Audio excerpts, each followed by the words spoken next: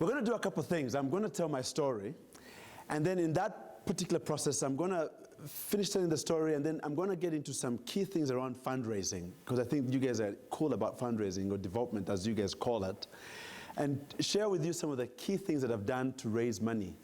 And then lastly, we're going to do some Q&A if there's a little bit of time, and then we will end with an African song, because there's nothing as beautiful as having a handsome African man. Marcus, what is wrong with you?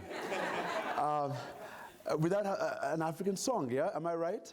So if you guys will help me sing that song, we can conclude this beautifully and then go home. So that's where, and I'm told I have what, 5 hours? Yeah. Edward, I'm African, so it takes a little while to tell an African story. In 1979, my parents and I woke up to an incredible experience. We had gunshots out of our apartment, and my dad looked out of the apartment and saw soldiers rounding up the village. And this particular soldier had an AK-47, and in Swahili, which is an amalgam of Bantu languages and Arabic, he shoots off a couple rounds and says, "Get out of the apartments right now, get out." Very, very rambunctiously. And my father looked at us and said, let's go, because if he does come in, he will actually kill us. So we get out of the apartment, and we are hauled off to this little roundabout station, where we get to find an incredible scene.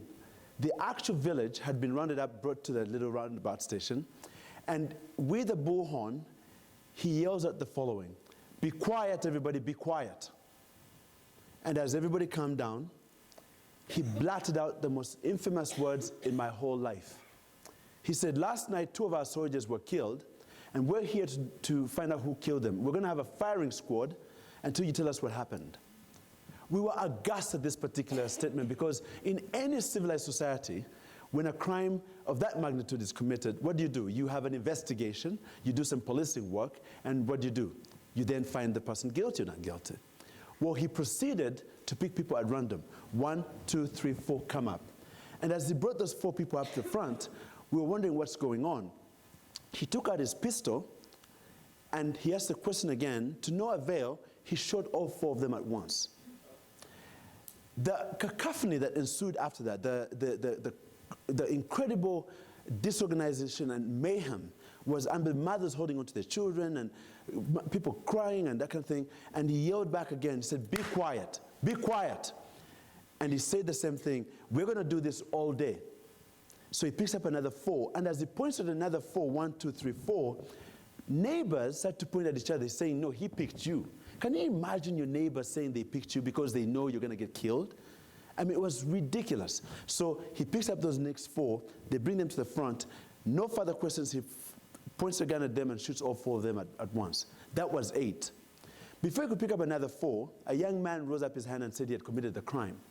Now, we all knew he was lying because he was a visitor in the village. So he brings up that young man, they have a little bit of banter, and before we knew it, I looked away and I had a gunshot. And to look up again, and he had shot him in the head. Brains everywhere. This man, after that happened, has the audacity then to say to us, "Thank you so much for your cooperation. I hope this never happens again." And he drives off in his motorcade and leaves us stunned. That began an incredible journey in my life, because we all have something that happens in our lives that sort of acts like the tipping point, yeah? Malcolm Gladwell, for those of you who read his books. That tipping point for me was that very day. I was 10 years old. Imagine being 10 and watching a firing squad before your eyes, and you were part of the people who were going to be on that firing squad. Not every young boy at that age goes through that. So the trauma still lives on for me. But who was Derreck before that? I want you to pack that particular experience, and let's talk about who Derreck was. And I think did I leave my little thing over there? Yeah, let's change that. I want to talk to you about who Derreck was before that. I'm originally Ugandan. Thank you. And I was going to ask you where Uganda is, but I've stopped asking Americans where anything is. It's like, forget about it, Where's Somalia, really? In Southern California, where Marcus loves very much. So, okay, there's Uganda. It's in the heart of Africa. It's a beautiful country. It's the size of Oregon. And it's, we pride ourselves as Ugandans as the most, obviously, handsome people in the world, but also the source of the Nile. Yeah? The Ethiopians think they're the source of the Nile because we have the White Nile and the Blue Nile, but they're not the ones giving the speech today, so it's okay. So Lake Victoria, yeah? The second largest freshwater lake in the world. The pineapples, I just had pineapple, like the lady tried to take my pineapple, I was like, don't touch that, you know, because I love pineapple. But our pineapples are like gargantuan, they're like Jurassic Park-like, you know, they're huge. Beautiful country. So we left independence with the British behind. We gained independence, and my parents are teachers, which is something you guys are familiar with. And they are excited about the new country. So they realized very quickly that teachers don't get paid very well. Is that true in the US too? I'm sorry. They decide to change their lives around, so they become entrepreneurs. So my mother becomes a wedding gown seamstress. And she makes these beautiful designer gowns. And she didn't have mannequins for flower gown dresses. So guess who the flower gown dress mannequin? Why are you laughing? I can just imagine it. Oh, so yes, it's me. Which is why I dress like this. I'm crazy, crazy at dressing. If you can dress, I cannot talk to you very much. So Mom, or as we call her, Mommy, dressed all of us. So I've been a cross-dresser since I was 5. My son hates that joke because that puts me in a bad situation with him. But I got to love her, and she built the second largest business around David's. It's like a David's Bridal. Became very huge. My dad, on the other hand, became a soap maker. He made soap, which we're going to talk about in a minute. And he also built a very large enterprise, the second largest printing press in the country, so they became very, very wealthy. Not in the American sense, because you guys are very, very wealthy. I'm sorry, too. So this is what they looked like. That's me. Oh. And my dad was a yachtsman, too, so he loved to boat around. That's Lake Victoria, which I love. This is the only photograph I have of myself at that age. We lost all our photographs and albums. The next one is the second one that I'm going to show you. That's me and Mom and Dad. My mom is a colonial type. You know, she's one of those ladies that is very tough on you, and she's pinching my back to stand up straight, because, and I'm in shock. The things that mothers do to their children are just incredible. And my dad is a different type of individual. He's very quiet, and we're going to talk about him in a minute. But this was them, and we led a beautiful life. And then the war began. Idi Amin, those of you who have watched the movie The Last King of Scotland know Idi Amin. Brutal as hell, third grade education, comes into power, and he thinks everybody who's wealthy is against him. So he begins the war, which is what we just talked about. I left this life to then become a refugee in Kenya. Now, if you've never been to Kenya, you should go to Kenya. It's a beautiful country, the land of Mufasa. Kenya is just beautiful. It's copacetic. It's Mombasa and Indian Ocean. It's a grandiose place. The Rift Valley, which rivals the Grand Canyon. It's just a beautiful place. My father puts me in charge, in the hands of an American woman from Pittsburgh to raise me. He goes back to war in Uganda. Now, if you've never met women from Pittsburgh, you should meet them. They're crazy. Very crazy. So it was Marge Campbell.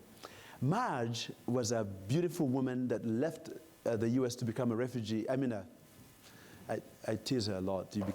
She became a missionary working with refugees in Kenya, and I was one of them. And the first day I met Marge, she handed me a glass of iced tea, which she didn't tell me was iced tea. So I took a sip of it. It was cold. I put it back down. She said, "What's wrong?" I said, "Well, you forgot to cook it." That's American iced tea. You should have it. Because what do the British drink? High tea is what I thought she said. Well, she brought me cookies. What do the British eat? Excuse me. Americans are contrarian, They don't eat what British eat. They stay away from everything British. You drink iced tea and you eat cookies, not biscuits. What do you do with biscuits? You give them to your dogs. So you're the same people that take rugby and what do you call it? Football. And what do you do with soccer? That's really the football, yeah? So you see how contrarian you are? So, and you take a beautiful game in cricket, and what do you turn it into? Baseball. Stop it. I know you hate the British, but it's not that bad, okay? So you're contrarian like that. So I grew up learning about American culture through Marge, and then I got a chance to come to the US to go to school. I went to school up in Boston. How many of you have been to Boston? Oh wow, excuse me. Edward, this is a really good group. They've kind of traveled a little bit. So I flew into Philadelphia first, checked into a hotel, and I get into the hotel, and just like this hotel, beautiful, nice hotel, they had 3 bars of soap in the hotel. Facial soap, body soap, and hand washing soap. What's the difference? Style? Consistency? Really? You're not doing very well. There is no difference. There's the answer. But Americans are contrarian, so we are bougie. So we will turn our soap into facial soap. And then don't use that soap for your butt, okay? Don't just put that away, and then you take the hand soap and wash your hands and put that away, and then for whatever other definition you have, that's what you use for your body soap. So I grew up around soap, so I know enough about soap not to be hoodwinked into this particular game. And I take the 2 bars, put them in my bag for another day. So guess what happens? They bring more soap. But I'm African, I will steal the heck out of that soap. Take those 2 bars, put them in my bag for another day. So I steal soap for about 3 days. How many of you have stolen soap from hotels? Wow, this is Edward. We have soap stealers in the audience. You guys are soap thieves, which is good. So you join my club. I love you. So, but I realized very quickly that they're going to charge me for the soap. So I take all the stolen goods downstairs to the concierge. He was an African-American guy. If you've never met African-Americans, you should meet them. They're crazy. He was elegant, and he stood, concierge. So I walk up to him and I say, because my only experience with African Americans was through the movie Coming to America with Eddie. Eddie Murphy is the dude, right? I mean, he is fantastic. He's the best African American human being in the world, as far as I'm concerned. So I walk up to this guy and I'm dying to say, yo, what's up, brother? Because I'm dying to say that, So I walk up to him and he's cool. And I was like, what's up? He said, what's up, young man? How you doing? I'm like, I'm good. I said, I have a secret for you. He said, what? Well, I've been stealing your soap. Like, what? Like from housekeeping? I said, no, you keep on bringing me soap and I can't afford it. Please take it back and let them not charge me for it. He burst out laughing. He said, are you African? Are you Nigerian? Because we're all Nigerians. Huh? All of us are Nigerians. We're the ones that send you that little email that says, my father just died.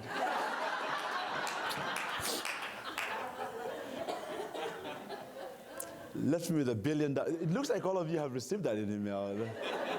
Somewhere in your inbox, and you haven't delivered yet. And Americans are contrarian. They actually send us their emails and their social security cards and bank accounts. Don't do that. So we banter around, we're laughing around, and he says to me, you know what? You see all these Americans over here? I said, yeah? They all steal soap. So you're good, brother. I was like, yeah? I said, but what about the partially used bar of soap? Like if I leave one behind, what happens to that? He says, oh, we throw those out. I said, what? He says, we throw those out. I said, this hotel or every hotel? He says, no, every hotel, because we are not going to share your soap. I said, what did you say? And she's like, it's not Africa, share soap. Because I've always shared soap. I've never been around people who don't share. Like, you guys are the people, if you have a visitor, Elizabeth's auntie comes home, and they put in the guest room, and the mother puts out oil of Olay in the guest room. She spends one night, and Elizabeth's mother, after the auntie leaves, goes into the room and goes, oh, God. Oh, good heavens. And throws it out? Really? No. So I'm like, what? That is so rude. But that's what Americans are. We will throw away soap. So guess what? American hotels throw away 800 million bars of soap every year. 800 million. That is 2.6 million bars of soap every single day. Can you believe that? So I go back to my room and I lose it.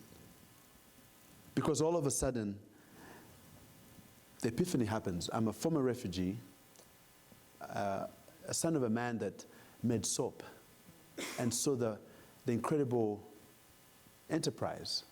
Then I became a refugee and saw the need for soap.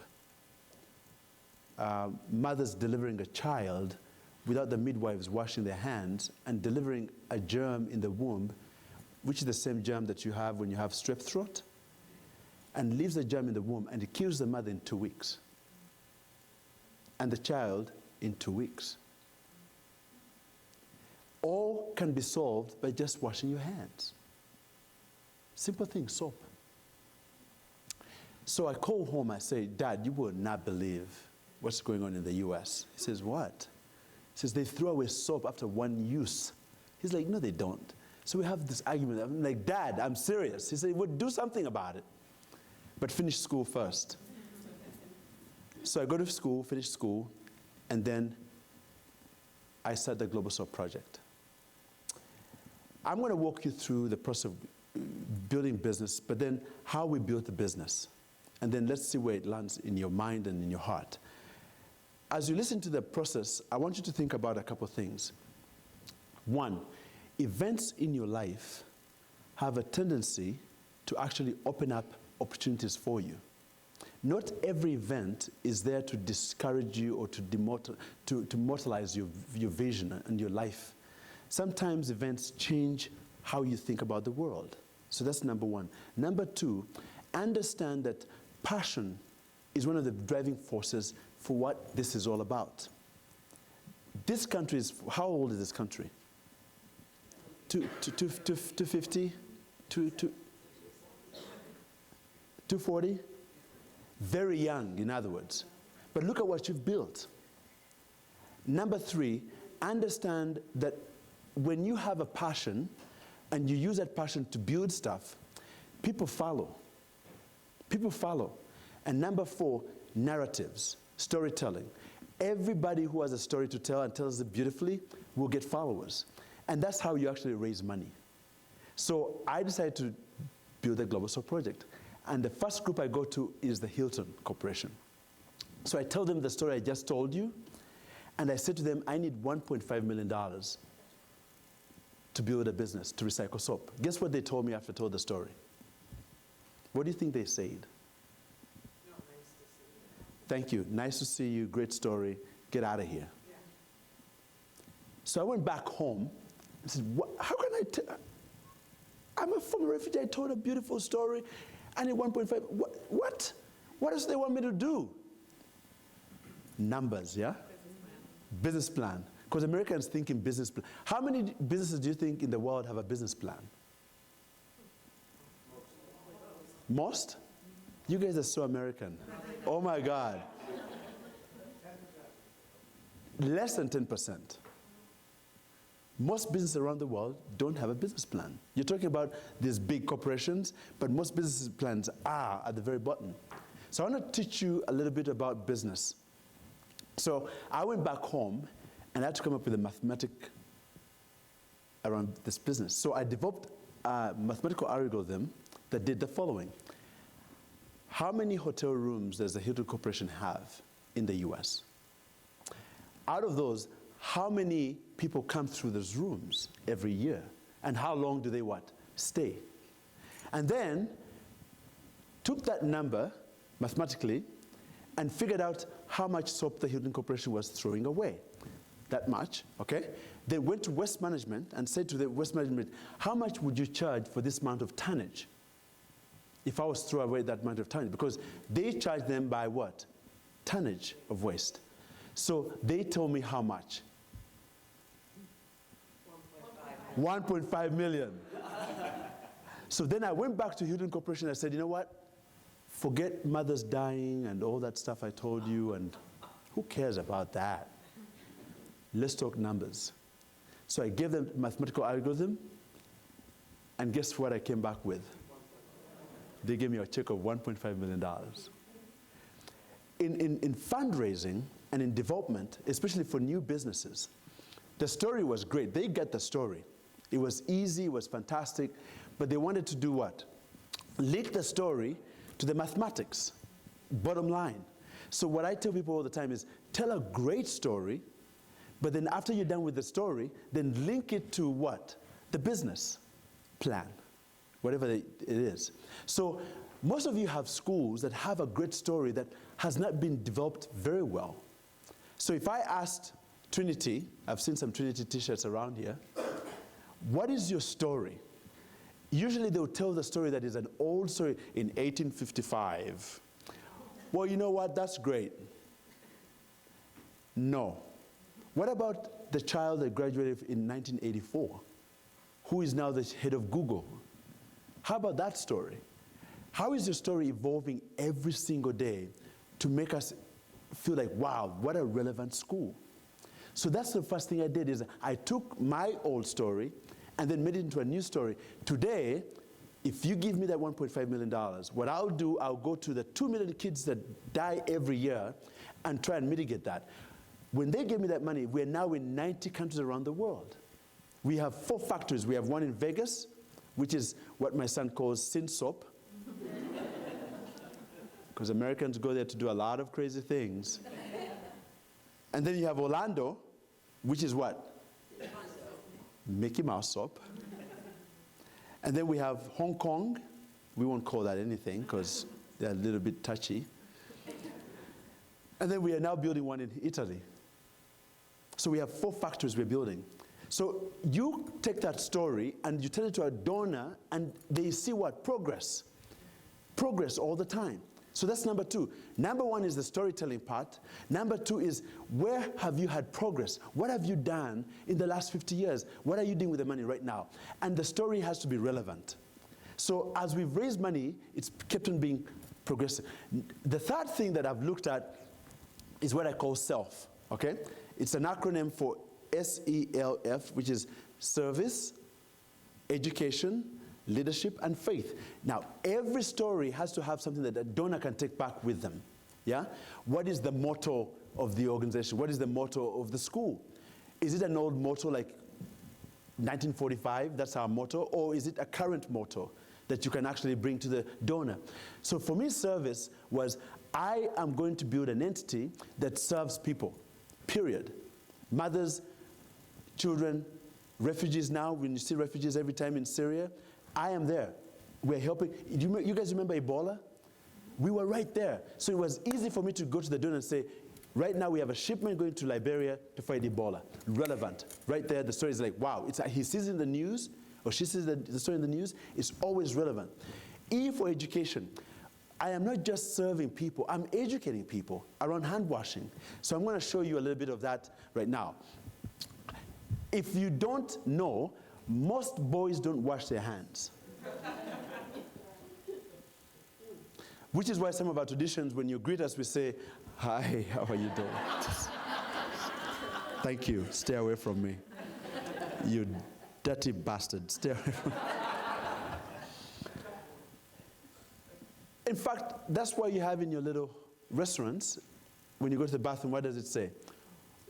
All employees Wash your hands. The rest of you don't have to. Who came up with that? I crack up every time I walk into a restaurant bathroom. That is like the most unbelievable statement. It should be everybody, please. Wash your bloody hands. Anyway, so we had to be relevant in that way by telling everybody that when you actually educate young boys to wash their hands, it stops the germs. Unbelievable, 40% just washing their hands. 40%. That's huge. That's impact. So the last thing, what is the impact of your work? In other words, when is the last time you told your donor, because of this education that we're giving, that donation you gave, we've had an impact that looks like this. And then pick up that one beautiful story that shows impact. Impact is always the best thing in storytelling. This is how we're impacting the people. And then I look at F, which is faith. L, which is leadership. S, service. E, educate. Then L is leadership. Are you the most well-led organization? In other words, what are you developing in terms of leadership? Are your kids leaders around the world? Are you the most foremost education institution in the country? How do you gauge next to others? So for me, the Global Soap was the only impactful but also the leading institution around recycling soap. Nobody did that. Nobody did that. So you're in a saturated market of leaders of education, but is there that one thing that you are different about any other education school around the country? Because that's what I'm looking for as a donor. Yes, everybody's educating, but where are you in your leadership in terms of educating kids? So that's what I did. So the last thing, which is F, is faith. What do you believe in as a school? What is your faith motto? What is your faith motto? So for me at Global Soap was that I believed that if every hotel had faith in me to recycle that soap, that they would have a story to tell. In fact, I walked in today and where's the lady? Edward, where's the lady that walked? Barbara, oh, there's Barbara walked in and said, I am so excited about this. And she handed me a little piece of paper that showed that this hotel that we're in today recycles soap through our organization. Now, because how many times do you have speakers that come to speak to you and they talk about these platitudinous things, and I did this and we do this, and they don't have evidence? Yeah? Where is the evidence? But when you come in as a speaker and somebody says, and you do this here, that is fantastic. That is having faith in the process. What do you have faith in? What is transporting you every single day? In my tradition, having faith in the universe to bring about eventualities that actually create your mission statement and push your vision forward is what wakes me up every morning. So self is what my motto is. What is your motto? As a school, as an individual, what do you believe in? If you don't have a motto that is your compass, I can tell you, you are gallivanting through life. You're waking up every morning and doing exactly what people want you to do. You're a follower. You're not a leader. And that's okay, because we need some of you to follow. But you know what? If you have to have impact in the world, you've got to pave that way like a river finding its way to the ocean. So here's Global Soap. We have volunteers. The first step, the soap comes in. We separate that by color. And then we used to peel it. I used to own the largest amount of potato peelers in the world. Those are volunteers. And they come in there with a mission. And the mission is, we're going to recycle the soap, take it back home to Africa, which is great. My kids, the Boys and Girls Club. The first stage, look at that. We just peeled it. Let me show you where we do this. So we crush it into powder, and then we ziplock it. Why are we ziplocking it? for about 2-3 days. To kill the germs, because they love oxygen, they love to eat, and they love to party in there. I'm the only person who gets to party, not the germs. Once we ziplock that in, then I'm going to go back here for a second. Then we add a little bit of moisture to it. That's my little technique, came up with that. Glorious. And then put it in a machine. We warm it up for about 70 degrees. We kill off the last bits of germs. And then, that's 1 day's work of recycled soap. 1 day. That was all going to end up in the environment as waste. Who does that? And we have the audacity to say we don't have enough for everybody.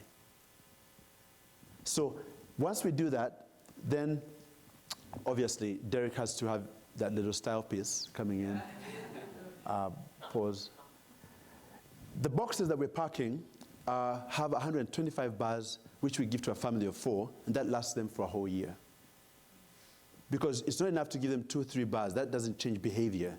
So if 1 year of soap, they wash their hands, then they start to see the investment and the return. The diarrhea rates go down by 80% in Malawi, for example, where we've been. An infection is unbelievable. So that's impact. I'm showing results. Okay? So then we ship a sample to a lab in Cincinnati. Who is in Cincinnati? That has to do with soap. Procter & Gamble. Anyway, I love this group. The information here is just fantastic. Procter & Gamble, they also test their soap there for pathogens, 12 pathogens, so that we don't have any germs on there. And then we get to do what? Ship to Africa. This container has 160,000 bars of soap, brand new. They're going to Liberia, where there's Ebola at the time, and we're going to have impact on that village. When we get to Africa, what do American mamas say when you give them a gift? What do you guys say? Thank you. What do you think an African mama says when you give them a gift? God bless you? No. You are welcome, you are welcome. It's unbelievable. Then they offer you their daughter to get married to. And then they wink at you and say, you can marry me too. So I have about 5,000 wives. Polygamy is really big in Africa.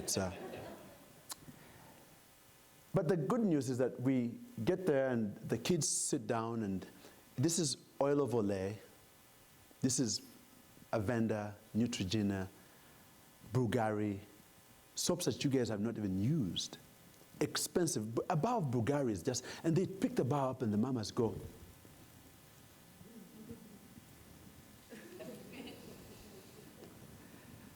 Because the perfume is unbelievable. The gift, I tell the donor, respects the value of the human being. I'm not giving them crap. I'm giving them something really beautiful. Then I tell them the story of how Americans have sat down every day and peeled that soap, made brand new soap and given it to them. And they're like, what? So that human-to-human connection is a beautiful thing. I get to see that. And so, in conclusion, we dance. These are the girls I'm going to marry.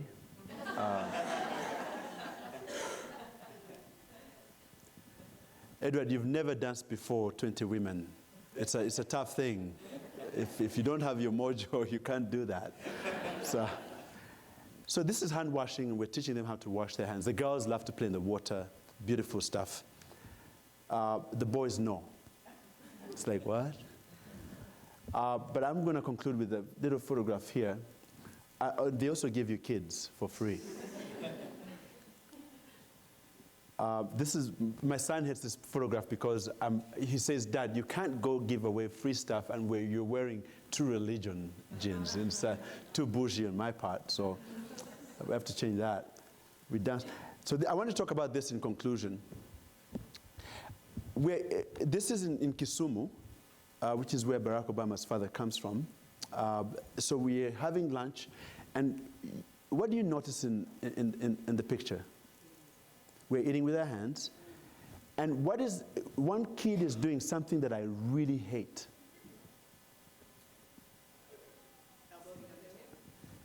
Elbows on the table. What is he doing? He's doing something that I'm like, we just talked about this. I'm going to kill this little kid. He's what? Touching the table, but what else is he touching? The chair. Look at how dirty the chair is. Look at it. And he's touching chair, then he grabs his food, he eats, and I'm there looking at, and I'm like eating. But the reason why I'm eating with my hands, I told them, when you don't wash your hands, you fall sick. Now, they have a little bit of immunity, so they do this all the time, and they have diarrhea. They don't go to school for the 5 days of school. They're constantly sick. They go to school 3 days and they get diarrhea, then they stay out 3-4 days. Can you imagine your kids not coming to school every single day because of something as simple as that? So I am telling them, you're going to fall sick. The boys don't believe it at all. So I ate the food with them without washing my hands, and I told them, tomorrow I'm going to be violently sick. And sure enough, the next day, I was so sick. It was unbelievable. But of course, I'm American now. I had brought a lot of my drugs with me because we're walking drug addicts in the US. So they come to me, they said, what happened? I said, you remember how we were eating? So I showed them this photograph. And they're like, what? So I taught them how to wash their hands. And for about 2 weeks, they washed their hands, and they didn't fall sick a single day. Not one day. And we were talking about this the whole time. Today, the infection rates are down by 90% in that village.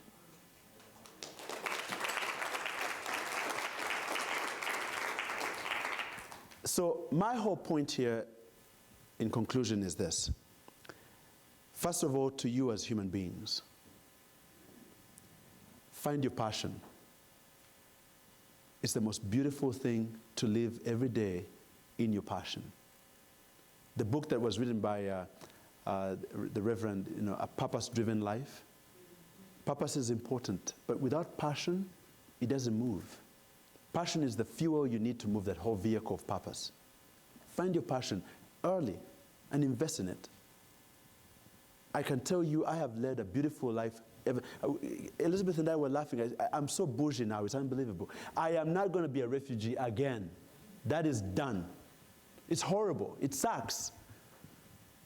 So find your passion, number one. Number two, to you as a professional, be creative around what you do. Everybody's doing fundraising in the same way that everybody's doing it. That's why you don't see that markup. That mathematical story that I told you of going back and coming back with an ingenious way to raise money is what made the guys give me $1.5 million. They were not giving it to everybody, Tom, Dick. I had never recycled soap before. You can see, I had never really proven that hotels would actually give me the soap on a regular basis. I didn't have any proof of concept. But if you find a way to actually become ingenious in what you're doing, it's amazing how easy things work. Don't be predictable, is what I tell people. Don't come at the problem as predictable as everybody else is coming into the problem. Find ingenious ways to raise money. And it's very funny about this idea of raising money. We're still raising money up to this very day. And you know why? Because we're no longer telling the hotels that if you don't give us the money, we're going to guilt trip you into. No. Now it's about taking the owners of the hotel to the place where we recycle the soap. They actually see the process, and then we take them to Africa and they see the impact of the soap. Evidence-driven work is really important. And a lot of us don't have evidence. Then the third thing, learn how to tell stories. Americans are the best storytellers because look at me, look at Seinfeld and all this stuff that you guys have. When I got the CNN Heroes Award, I went to Hollywood and on the red carpet, you should have seen, oh my goodness, what is that? But all of America's storytellers were there. Don't forget that. Craft a beautiful story that brings the donor in and keeps the donor in there. Learn how to tell stories. It's a beautiful art. And if you don't know how to tell a story and you're insipid in telling stories, people walk away. People don't like facts. Oh yeah, we graduated 155,000 people, and 2% of them. Who's going to remember 2%? Yeah? But if you tell a story that involves you and it connects the donor to the story and then connects the donor to the kid that they actually sponsored, it's unbelievable. So here's it. Do you know why I came to go to school in the US? I got a donor who heard about my story, who gave me $60,000 to go to an elite school in Boston every year. $60,000. Who does that? Well, he also told me you have to have a GPA that is ridiculous. But how many times do I hear kids in the US who say, I don't have money to go to college? I don't have money. How many kids can't afford to go to Trinity because it's too expensive? But have they ever talked to Trinity and given their best bet? Storytelling can get you in and can get you out. I am so passionate about storytelling, guys. It's the most unbelievable thing that I can leave you with. I am teaching my son right now to tell stories. He used to hate it. Kevin, let me tell you about the lion and the zebra. Oh, God.